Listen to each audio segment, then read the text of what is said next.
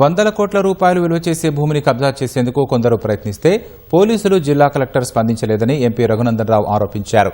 సంగారెడ్డి జిల్లా పటాన్చెరు ప్రభుత్వ పాఠశాల భవనం కూల్చివేతలో బాధ్యులపై కేసు నమోదు చేయాలని స్థానిక పిఎస్లో ఫిర్యాదు చేశారు. కోట్ల విలువైన ప్రభుత్వ స్థలం విషయంలో సుమోటో కేసుగా స్వీకరించలేదని భయభ్రాంతులకు గురిచేసి ఎవరినీ ఫిర్యాదు చేయకుండా కొన్ని అదృశ్య శక్తులు అడ్డుపడుతున్నాయని అన్నారు. పోలీసు వ్యవస్థపై తనకు విశ్వాసం ఉందని ఆధారాలు పరిశీలించి బాధ్యులపై చర్యలు తీసుకోవాలని రఘునందన్ రావు కోరారు.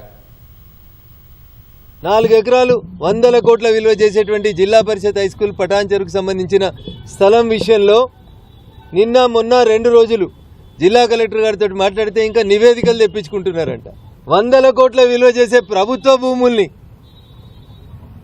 బాజాబ్తా జేసీబీలు ఇటాచీలు తెచ్చి కూలగొడితే కన్నులుండి చూస్తూ కూడా మౌనంగా ప్రేక్షక పాత్ర వహిస్తే 4 రోజుల తరువాత తప్పనిసరి పరిస్థితులలో ఒక బాధ్యత గల ప్రజాప్రతినిధిగా పోలీస్ స్టేషన్ మెట్లెక్కి ఈరోజు రాతపూర్వకమైనటువంటి కంప్లైంట్ని ఎస్హెచ్ఓ పటాన్చెరు గారికి ఇవ్వడం జరిగింది. We will wait. నిన్న ప్రెస్ మీట్లో చెప్పినాం జిల్లా కలెక్టర్ గారు స్పందిస్తుందేమో, 24 గంటలలో దోషులని కేసు నమోదు చేపిస్తుందేమో అని చూసినాం. ఇండియన్ అడ్మినిస్ట్రేటివ్ సర్వీస్ రెవెన్యూ యంత్రాంగం అంతా వాళ్ళ కంట్రోల్లో ఉంటుంది. ఆ భూమి ఎవరిదో ఇయ్యాలదాకా కలెక్టర్ గారికి ఇంకా నివేదిక పోతలేదు, పాపం కేసు నమోదు అయితలేదు.